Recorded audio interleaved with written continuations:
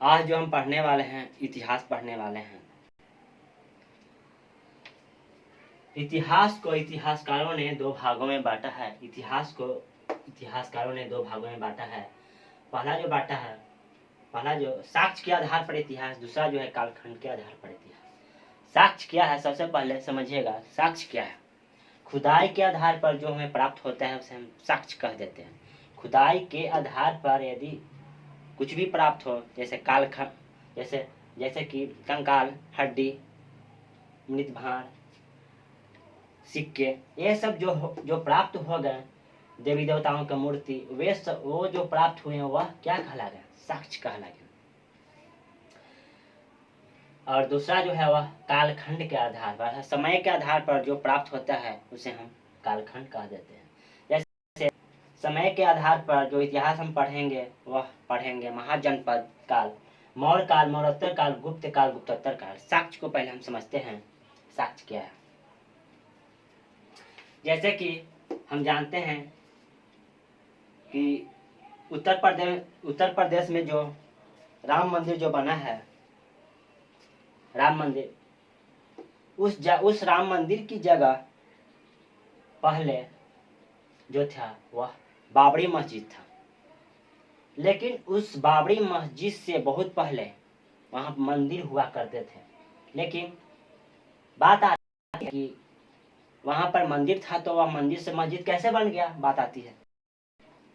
तो इतिहास में बहुत सारे ऐसे मुगल शासक हुए जो कि बहुत सारे हिंदू मंदिरों को तोड़ दिए, जो कि हम पढ़े हैं और हर कोई जानता है। और सनातन धर्म को मिटाने के लिए मंदिरों को तोड़ा गया, ये बात हर कोई जानता है। और मंदिरों को तोड़कर वहां पे बहुत सारे ऐसे जगह हैं जहां पर मस्जिद बना दिया गया। लेकिन आधा अधूरा टूटने के कारण जो मस्जिद में जो रौनक जो थी वह हिंदुओं के मंदिरों से मिलता जुलता था वहां पर, क्योंकि उस मस्जिद में देवी देवताओं की जो मूर्ति जो थी वह झलकती थी। तो यही बात है कि बाबरी मस्जिद का हिंदू समर्थकों ने विरोध किया। तो यह बात जो चल गई कहाँ पे, कोर्ट में चली गई। कोर्ट में गई तो कोर्ट आदेश दिया खुदाई करने का। खुदाई के आधार पर बाबरी मस्जिद में बहुत सारे देवी देवताओं की मूर्ति मिला। साक्ष्य के आधार पर और कालखंड के आधार पर वहां पर क्या बन गया, राम मंदिर आज बन गया। आप साक्ष्य को समझ गए होंगे। अर्थात साक्ष्य के आधार पर जो भी प्राप्त हो, कंकाल, हड्डी, सिक्के, वे सब जो हैं साक्ष्य कहलाते हैं। साक्ष्य के आधार पर इतिहास को 3 भागों में बांटा गया। पहला प्रागैतिहासिक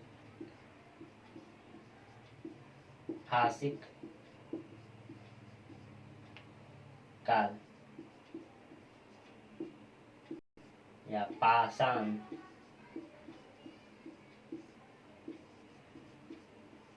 काल। दूसरा जो है ऐतिहासिक काल। और जो तीसरा जो है वो है ऐतिहासिक काल।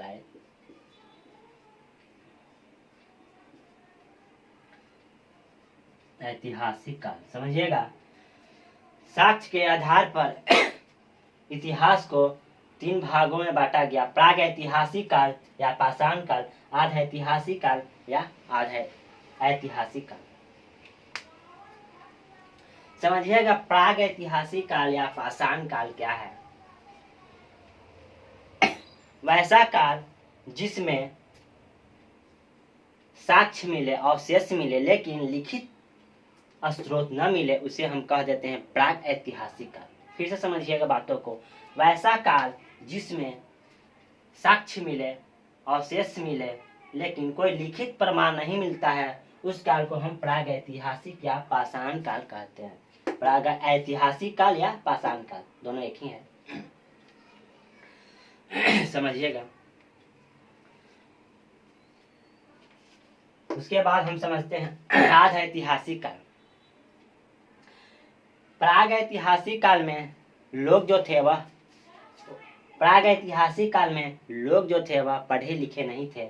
वह आदि मानव का जीवन काल व्यतीत कर रहे थे, अर्थात पशुओं की तरह रहते थे। किस काल में? प्राग ऐतिहासिक काल में। यहाँ से क्वेश्चन आता है, प्राग ऐतिहासिक काल से उस काल को क्या कहते हैं जिस काल में लोग पढ़े लिखे नहीं थे? तो उस काल को क्या कहेंगे? प्राग ऐतिहासिक काल।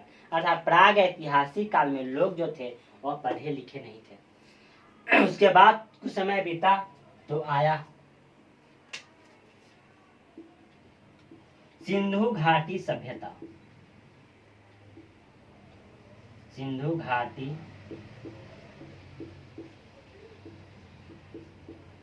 सभ्यता।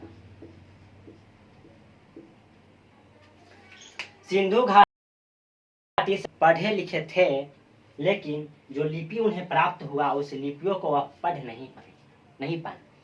सिंधु घाटी सभ्यता में लोग पढ़े लिखे थे, लेकिन उस सिंधु घाटी सभ्यता में जो लिपि प्राप्त जो हुआ उस लिपि को लोगों ने पढ़ नहीं पाया, अर्थात लोग लिपि नहीं पढ़ पाए। इसीलिए सिंधु घाटी सभ्यता को आध ऐतिहासिक काल में रखा गया है। फिर से बातों को समझिएगा। यहाँ से क्वेश्चन आएगा प्राग ऐतिहासिक काल के में उस काल को क्या कहते हैं जिसमें नहीं थे, अर्थात प्राग ऐतिहासिक काल। ऑप्शन देगा प्राग ऐतिहासिक काल, आध ऐतिहासिक काल, ऐतिहासिक काल। तो क्या होगा? प्राग ऐतिहासिक काल। दूसरा जो क्वेश्चन पूछेगा, सिंधु घाटी सभ्यता किस काल की सभ्यता है? कि सिंधु घाटी सभ्यता आता है, सिंधु घाटी सभ्यता को किस काल में रखा जाता है? सिंधु घाटी सभ्यता ऑप्शन देगा पहला प्राग ऐतिहासिक काल, दूसरा आध ऐतिहासिक काल, तीसरा ऐतिहासिक काल। सिंधु घाटी सभ्यता को आध ऐतिहासिक काल में रखा जाता है। क्यों? समझिएगा। सिंधु घाटी सभ्यता में लोग पढ़े लिखे थे, ठीक है। सिंधु घाटी सभ्यता में लोग पढ़े लिखे थे, लेकिन लिपियों को वह पढ़ नहीं पाए, अर्थात आधा अधूरा ज्ञान होने के कारण सिंधु घाटी सभ्यता को आध ऐतिहासिक काल में रखा गया। अर्थात आधा अधूरा ज्ञान है, आध ऐतिहासिक काल। आध ऐतिहासिक काल में आता है वैदिक सभ्यता। समझिएगा, वैदिक सभ्यता।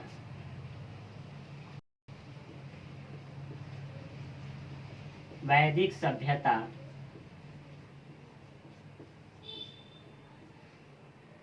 सिंधु घाटी सभ्यता के बाद आया वैदिक सभ्यता। वैदिक सभ्यता में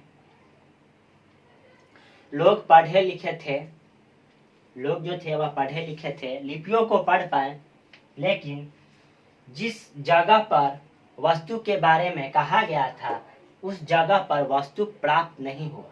फिर से समझिएगा, वैदिक सभ्यता में लोग पढ़े लिखे थे, वह लिपियों को भी पढ़ पाते थे, क्योंकि वैदिक सभ्यता में ही वैदिक संस्कृत आया, अर्थात आर्य लोग आए थे। कब? वैदिक सभ्यता में। अर्थात आर्य लोग की भाषा जो थी वह क्या थी? वैदिक संस्कृत थी या प्राक संस्कृत थी, पाक संस्कृत थी, ठीक है। अच्छा, सीधी सी बात हम यही कहना चाहते हैं कि वैदिक सभ्यता में जो आर्य लोग जो आए थे वह संस्कृत बोलना जानते थे, ठीक है। जब वह, अर्थात कहने के अर्थ यह है कि पढ़े और वह लिपियों को भी पढ़ पाते थे, लेकिन जिस जगह पर वस्तु के बारे में कहा गया वैदिक सभ्यता में उस जगह पर वस्तु प्राप्त नहीं हुई। इसी के कारण वैदिक सभ्यता को भी आध ऐतिहासिक काल में रखा गया। वैदिक सभ्यता से यदि घुमाकर क्वेश्चन पूछेगा तो इस प्रकार पूछेगा, वैदिक सभ्यता को किस काल में रखा जा सकता है? वैदिक सभ्यता को किस काल में रखा जा सकता है? पहला ऑप्शन प्राग ऐतिहासिक काल, दूसरा ऑप्शन आध ऐतिहासिक काल, तीसरा जो है वह ऐतिहासिक काल।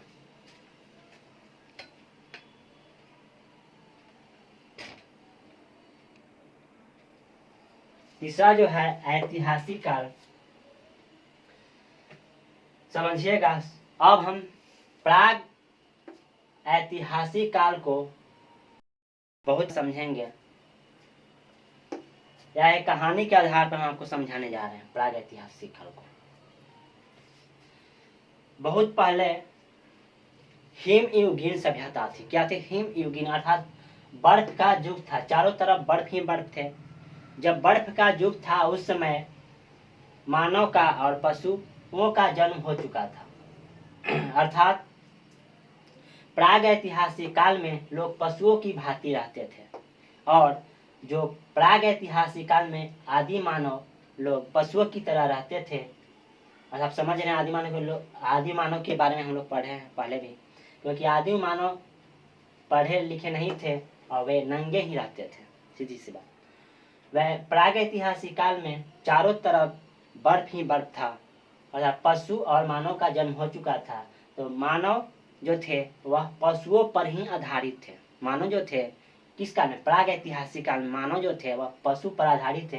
अर्थात उस काल में वैदिक प्राग ऐतिहासिक काल में जो मानव जो थे बड़े बड़े चट्टानों का, बड़े बड़े पत्थरों का प्रयोग करके वह पशुओं को मारते थे। हिमयुगीन सभ्यता थे। सीधी सी बात है कि वह काल में उपजाऊ जमीन नहीं थी, क्योंकि चारों तरफ बर्फ ही बर्फ होगा तो सीधी सी बात है कि फसल नहीं थे। ठीक है।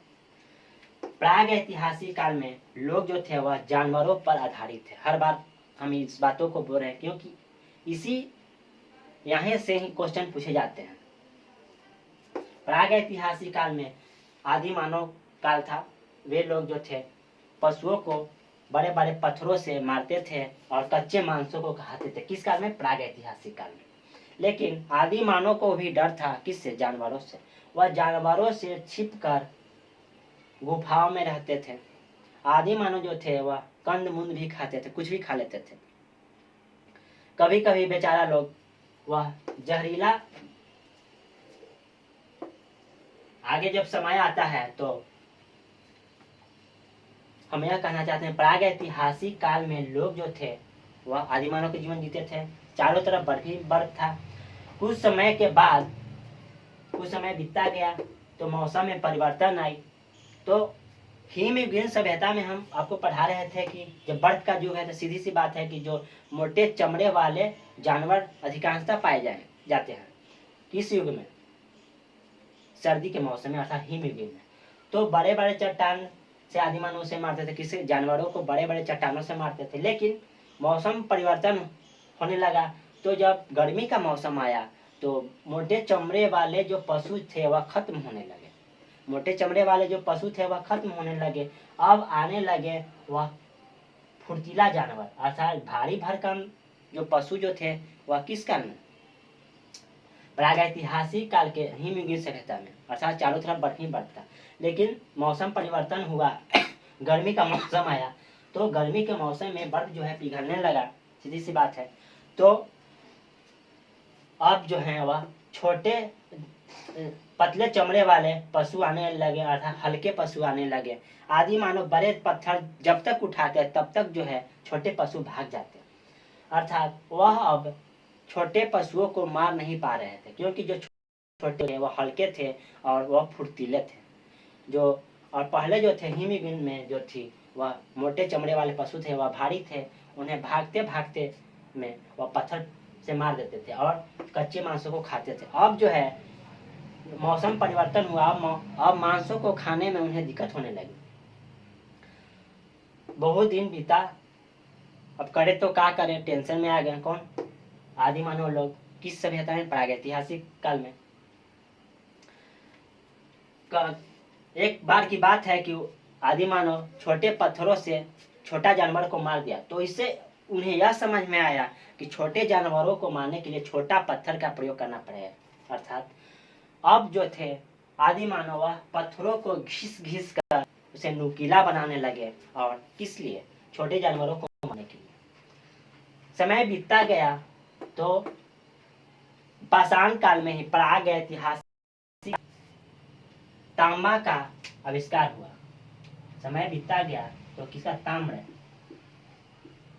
ताम्र धातु का आविष्कार हुआ, अर्थात खोज हुआ। प्रागैतिहासिक काल में ही ताम्र धातु का खोज किया लोगों ने। इसी के कारण प्रागैतिहासिक काल के बाद तांबा का खोज हुआ, इसीलिए तांबा का खोज होने के कारण इसे ताम्रयुगीन सभ्यता भी कहा जाता है। समझिएगा। तांबा से बहुत महत्वपूर्ण क्वेश्चन पूछे जाते हैं, वह इस प्रकार। मानव द्वारा खोजी गई प्रथम धातु कौन है? मानव द्वारा खोजी गई प्रथम धातु वह ताम्र है। मानव द्वारा खोजी गई प्रथम धातु जो है वह तांबा है। मानव द्वारा खोजी गई प्रथम धातु कौन सा है? ताम्र है। अर्थात तांबा का खोज होने के कारण इसे ताम्रयुगीन सभ्यता भी कहा गया। तांबा का खोज होने के कारण ताम्रयुगीन सभ्यता भी कहा गया। उसके बाद आया सिंधु घाटी सभ्यता।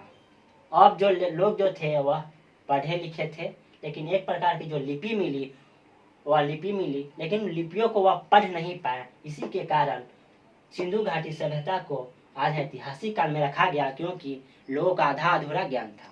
ठीक है, बातों को समझ लें। सिंधु घाटी सभ्यता में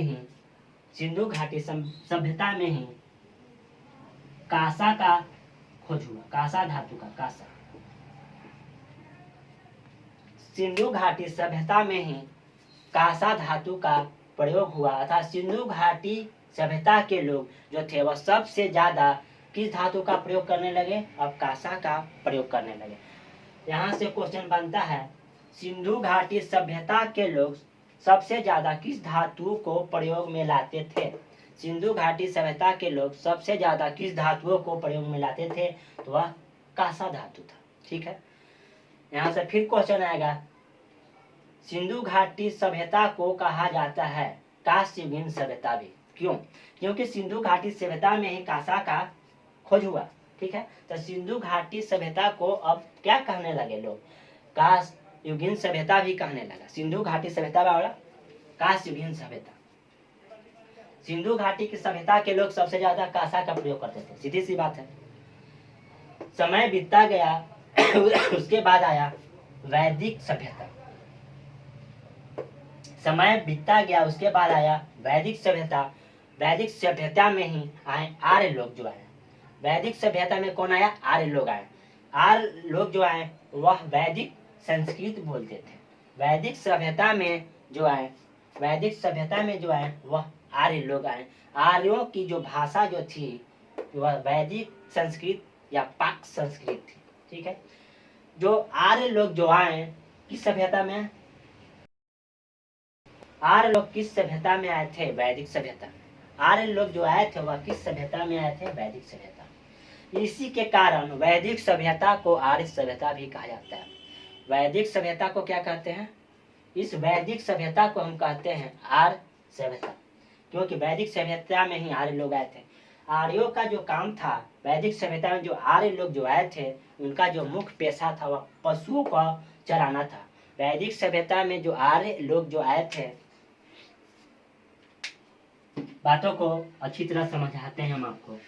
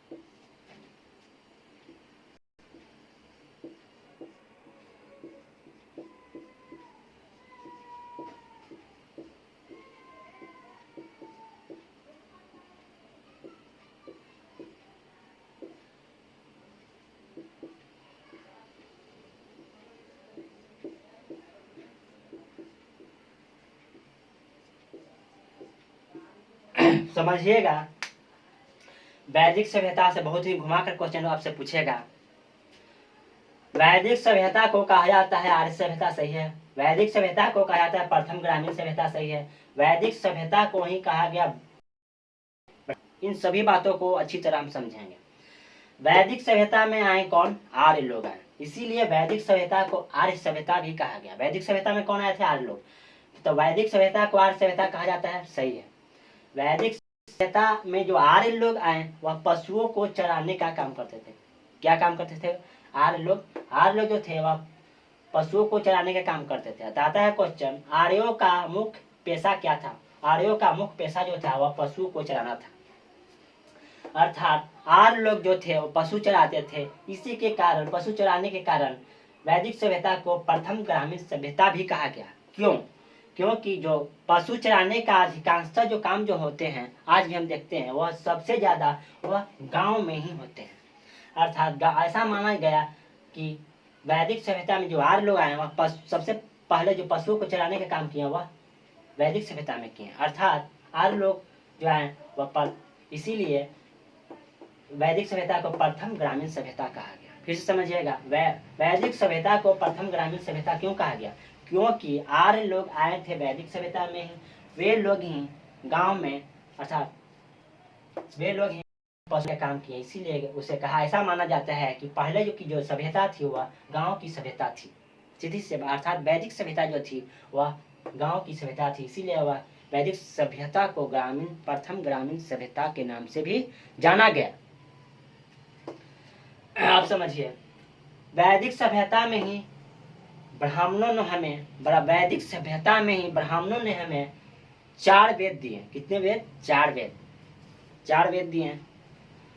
वैदिक सभ्यता में ही ब्राह्मणों ने 4 वेद दिए। प्रथम जो वेद थे, 4 वेद मिला। प्रथम जो वेद था वह ऋग वेद था। समझिएगा, आता है क्वेश्चन, सबसे प्रथम वेद कौन सा वेद है? तो वह ऋग वेद है। ब्राह्मणों ने हमें ऋग वेद दिया और ऋग वेद में मंत्रों का उच्चारण बताया गया। किस वेद में मंत्रों का उच्चारण? ऋग वेद में। ऋग वेद में ही गायत्री मंत्र दिया गया और कहा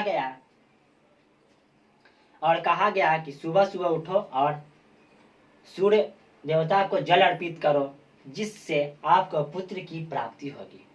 ठीक है।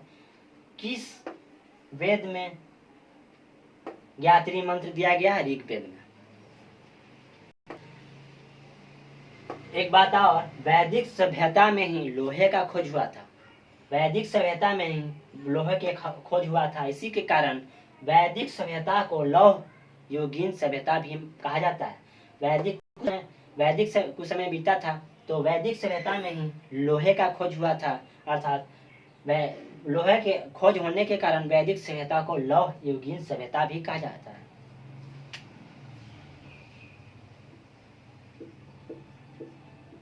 लौह युगीन सभ्यता, समझिएगा। वैदिक सभ्यता बराबर लौह युगीन सभ्यता सही है। वैदिक सभ्यता बराबर आर्य सभ्यता सही है। वैदिक सभ्यता बराबर प्रथम ग्रामीण सभ्यता सही है। वैदिक सभ्यता बराबर ब्राह्मण सभ्यता, यह सब सही है। कुछ भी पूछ दे अब आप कंफ्यूज नहीं होइएगा। वैदिक सभ्यता को कहा जाता है लौह युगीन सभ्यता, सही है। वैदिक सभ्यता को कहा जाता है आर्य सभ्यता, सही है। वैदिक सभ्यता को कहा जाता है प्रथम ग्रामीण सभ्यता, सही है। वैदिक सभ्यता को ही कहा गया ब्राह्मण सभ्यता, सही है। अब बातों को समझिएगा। वैदिक सभ्यता में ब्राह्मणों ने हमें 4 वेद दिया। प्रथम जो दिया वह ऋग वेद दिया, दूसरा जो दिया वह साम वेद दिया, तीसरा जो दिया वह क्या दिया? यजुर्वेद दिया, और चौथा जो दिया वह अथर्ववेद दिया।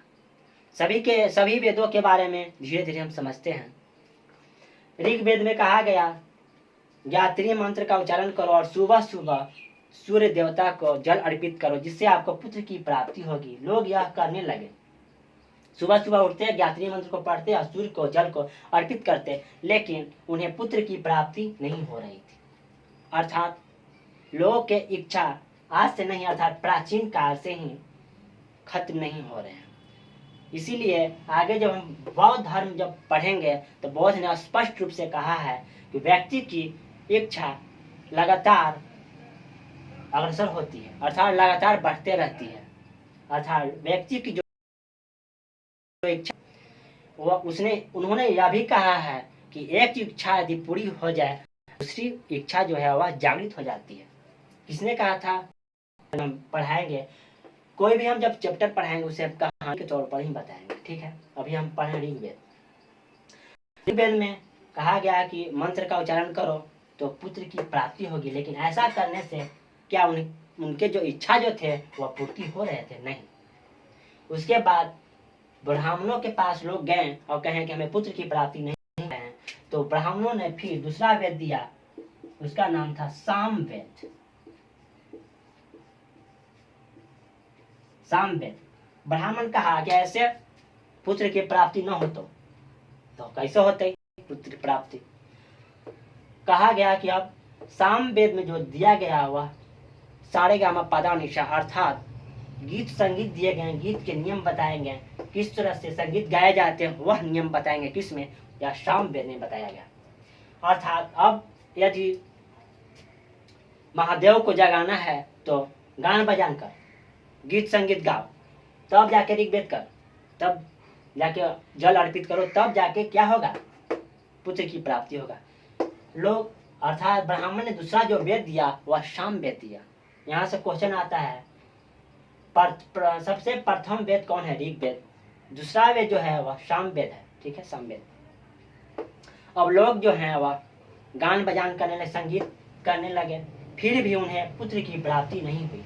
फिर ब्राह्मण तीसरा वेद दिया, कहा कि ऐसे ना हो तब तीसरा वेद जो दिया वह यजुर्वेद दिया।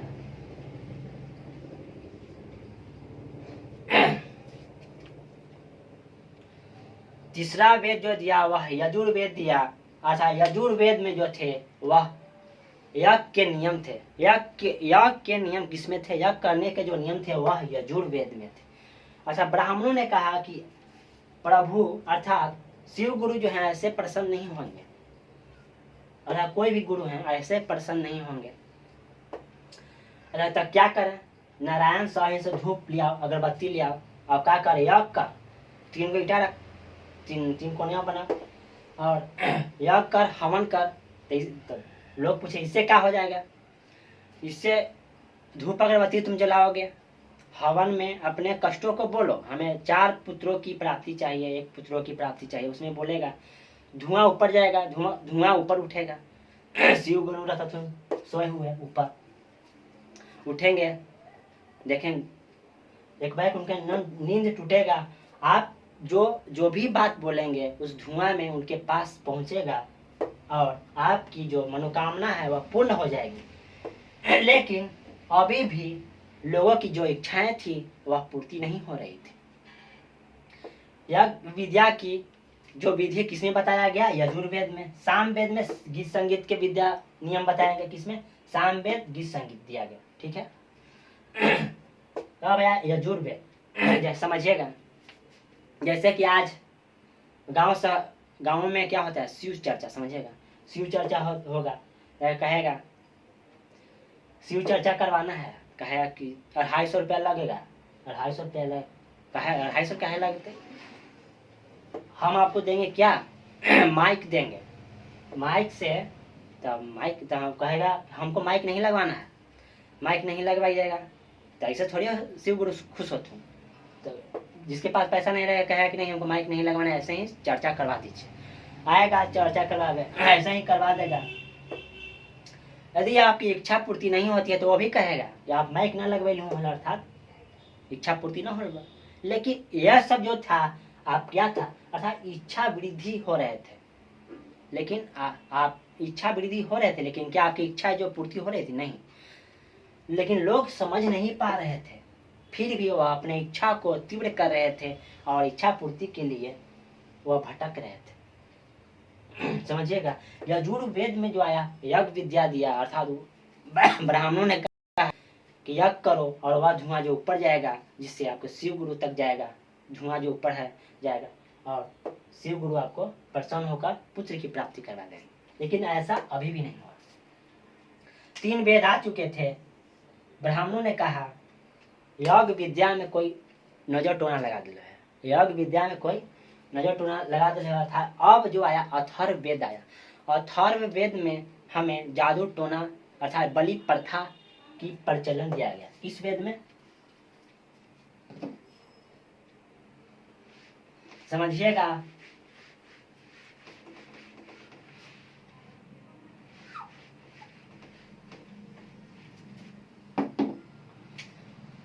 प्रथम जो वेद है वह ऋग वेद,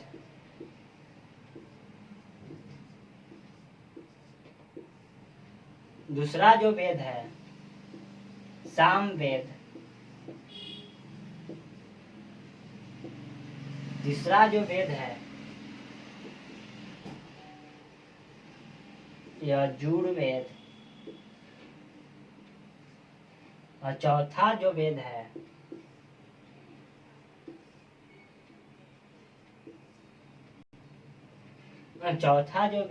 वह अथर्ववेद।